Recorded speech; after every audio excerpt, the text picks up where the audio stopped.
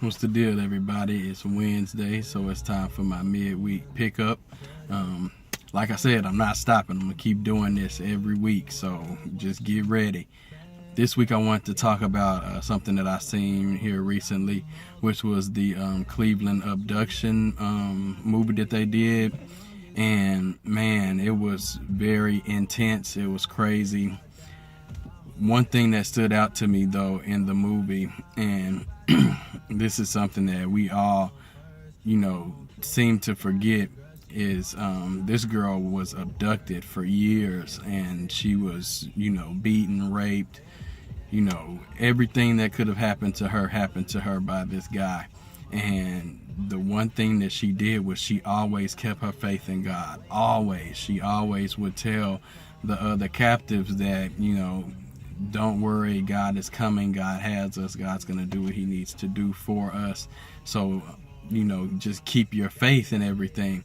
And when I was watching that, I was looking like, man, she's in the worst possible position that anyone could ever be in. That's the worst thing. You can't go anywhere, you're chained up. It's worse than prison. It's worse than, it's like enslavement. She was enslaved, and for 10 years she kept her faith in God and knew she didn't give up. She just knew that, one day God is going to bring somebody to save me. And I know that I complain about certain things, and it's small things that don't even matter, irrelevant things. And a lot of us complain and take things for granted and everything, and we say certain things, and we're not even looking at, or thinking about what somebody else is going through. These girls was in captivity for 10 years, and it took that one girl, within the whole 10 years that she was there, to know, hey, I still have faith in God. I'm still going to keep my faith strong. It's nothing that is going to change that for me. I'm always going to know that God is going to send someone to save me. And when you're ridiculed and beaten and abused verbally and physically, and you still have the